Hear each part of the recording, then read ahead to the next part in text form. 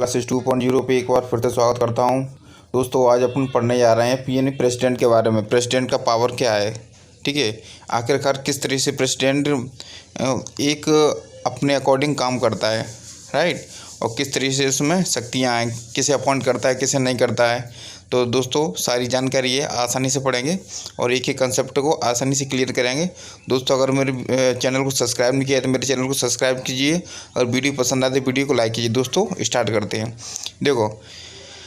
देखो ये ऐसा होता है प्रेसिडेंट के जैसे जितने भी सेंट्रल गवर्नमेंट की जैसे वो होता है, ठीक है, बेसिकली पता है जैसे केंद्र सरकार है ना, केंद्र सरकार किसका काम करती है? भारत का सर्वोच्च नागरिक कौन है? राष्ट्रपति, राइट। तो राष्ट्रपति है ना, तो राष्ट्रपति का ही काम करती है कौन? सेंट्रल गवर्नमेंट, ठीक है। यानी सबसे बड़ी क्या है कार्यपालिका का प्रधान कौन होता है? प्रेसिडेंट, ठीक है। अब अपन बात करेंगे ही appointed the chairman and member of the union public service, यानी यूपीएससी के जो अध्यक्ष होते हैं, चेयरमैन होते हैं, उन्हें कौन नियुक्त करता है? राष्ट्रपति, राइट। और जैसे सभी राज्यों के राज्यपाल यानी गवर्नर अपॉइंट करने का काम किसका है? राष्ट्रपति का, राइट। और इसी तरह से मतलब उनको नियुक्त किया जाता है। और जैसे वित्त आयोग के अध्यक्ष और भी कई सारे सदस्य होते हैं, ठीक है। और जैसे कि देखो क्या होता है कि राष्ट्रपति किसी भी संस्था में, राइट, यहाँ तक कि वो प्रधानमंत्री से भी पूछ सकता है, भाई तुम क्या काम कर रहे हो, हमें इसकी रिपोर्ट चाहिए, ठीक है। किसी भी संस्था में वो जाके पूछ सकता है, यानी अपनी जानकारी ले सकता है। वह संधि के मामलों के प्रशासन से संबंधित किसी भी जानकारी की क्या कर सकता है? तलाश कर सकता है और प्रधानमंत्री से कानून के लिए प्रस्ताव ले सकता है, ठीक है, डिस्कशन कर सकता है, ठीक है। अब राष्ट्रपति के पास ये पावर भी है मिलिट्री पावर, यानी supreme commander. He is the supreme commander of the defence force India in that capacity, यानी इंडियन आर्म फोर्स, ठीक है। जैसे आर्मी, नेवी, एयरफोर्स सर्वोच्च है। इन तीनों सेनाओं का सर्वोच्च प्रधान कौन है? राष्ट्रपति, ठीक है। और इसी तरीके से जैसे आपने देखा होगा हमारे भारत में फोर्स तो कई सारे फोर्स हैं। कुछ फोर्स होम मिनिस्ट्री के अंतर्गत आते हैं, कुछ आते डिफेंस मिनिस्ट्री के अंतर्गत आते हैं, राइट। अलग अलग फोर्स हैं, ठीक है। तो जैसे आगे बढ़ते चलेंगे। अब देखो जैसे इमरजेंसी, ठीक है, आपातकाल की जो स्थिति आती है, कब आती है, किसके कारण आती है?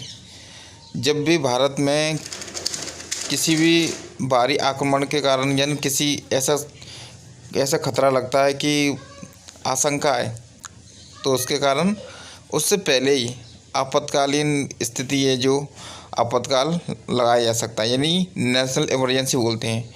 ये आर्टिकल 352 के तहत, राइट, जो होता है राष्ट्रपति शासन यानी प्रेसिडेंट रूल्स आर्टिकल, ये सबसे पहले पंजाब में लगाया गया था फर्स्ट बार देश आज़ाद होने के यानी 4 साल बाद, लगभग 1951 में पंजाब स्टेट में, ठीक है। अब ऐसे तो ये हर एक राज्य में लग चुका है, किसी में 2 बार, किसी में 1 और अभी ये ना पिछली साल उसमें लगा था महाराष्ट्र में, राइट। और जैसे फाइनेंस इमरजेंसी ये कभी नहीं लगी है, ठीक है। इसमें ऐसा होता है कि जैसे ना फाइनेंशियल जो हो ना इशू आ जाते भारत में, ठीक है, किसी भी देश में, यानी फाइनेंस प्रॉब्लम आ जाती है सबसे ज़्यादा, तो उसके कारण इसको मतलब लगाया जाता है, ठीक है, इम्प्लीमेंट किया जाता है।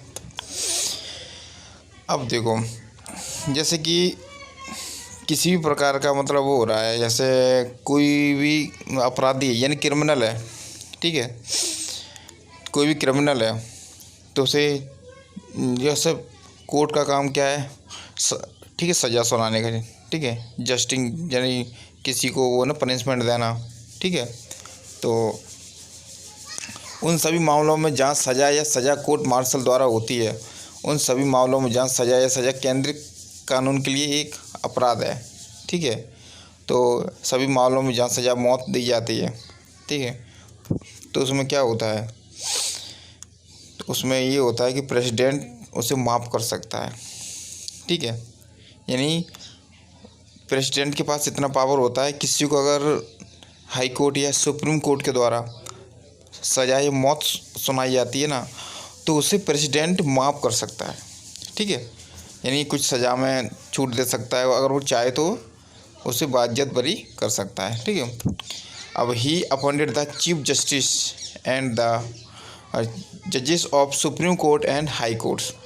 जैसे सुप्रीम कोर्ट के मुख्य न्यायाधीश और उच्चतम न्यायालय अन्य हाई कोर्ट के जज, ठीक है, उनको नियुक्त करना किसका काम है, प्रेसिडेंट का। ठीक है, और कहीं भी जैसे वो होता है प्रोग्राम, ठीक है, किसी भी चीज़ का क्या हो रहा है, प्रोग्राम होता है किसी हर एक राज्य में, किसी का आज ये वो हो रहा है उद्घाटन, ठीक है, उसे अपन क्या बोलते, इनॉग्रेशन बोलते हैं, राइट, इंग्लिश में। तो इस तरीके से काम रहता है इनका ज़्यादा, फिर भी मतलब काफ़ी सारी जो पावर है वो है ना, किसी भी कोर्ट या किसी भी संस्था, मैंने आपको पहले बताया था, ठीक है, अपनी रिपोर्ट ले सकता है, यानी पूछ सकता है भाई कि इस डिपार्टमेंट में, इस मंत्रालय में किस तरीके का काम किया जा रहा है, क्या इससे लोग संतुष्ट हैं या नहीं हैं, हमें बताओ। ठीक है, और एक बात और है, सर्वोच्च न्यायालय यानी सुप्रीम कोर्ट जो भारत की लगभग 135 करोड़ की जनसंख्या को अपनी बात, जैसे लॉ है, किसी भी तरीके का लॉ बनता है दिल्ली से, या कोर्ट कोई स्टेटमेंट देता है, ठीक है, ये फलानी चीज़ ऐसी नहीं होगी, तो भारत के लगभग 135 करोड़ आबादी को मानना पड़ेगा। देश के किसी भी कोने में कोई भी व्यक्ति रहता हो, सुप्रीम कोर्ट के आदेश को मानना ही पड़ेगा, ये बाध्य है, राइट। तो राष्ट्रपति उससे डिस्कशन कर सकता है, ठीक है, सुप्रीम कोर्ट के जज से, उसकी सलाह के लिए, मतलब जो सुप्रीम कोर्ट है ना, जो है ना, प्रेसिडेंट को बाध्य नहीं कर सकता भाई कि तुम मेरी सलाह मानो ही मानो, ऐसा नहीं है।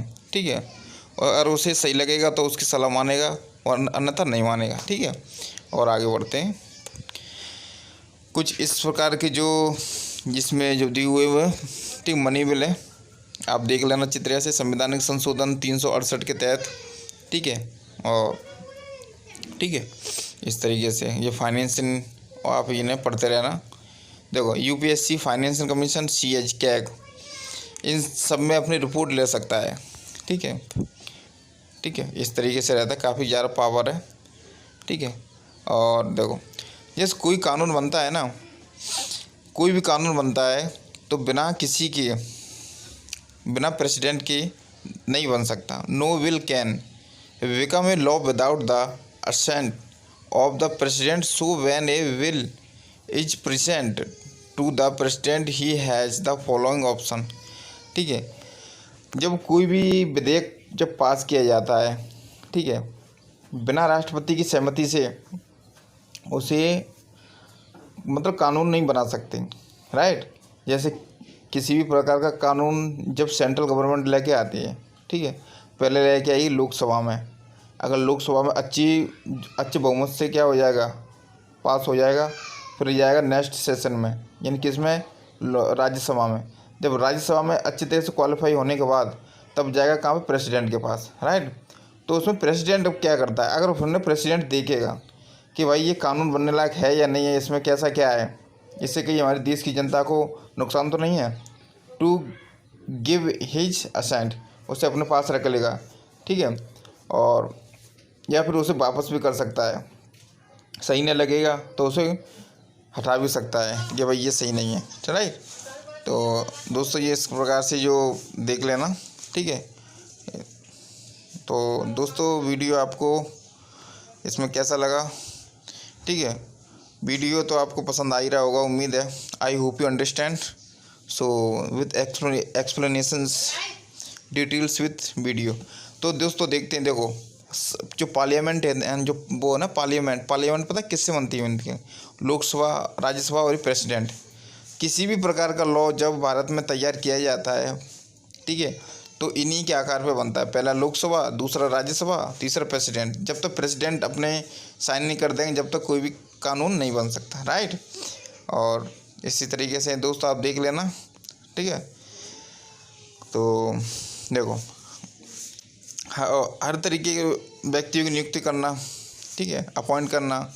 और जैसे कि तो दोस्तों वीडियो कैसा लगा, वीडियो अगर आपको पसंद आए तो वीडियो को लाइक करना, वीडियो को शेयर करना। दोस्तों आज के लिए इतना ही, अगली वीडियो में फिर से मुलाकात होगी एक नए सेशन के साथ, ठीक है।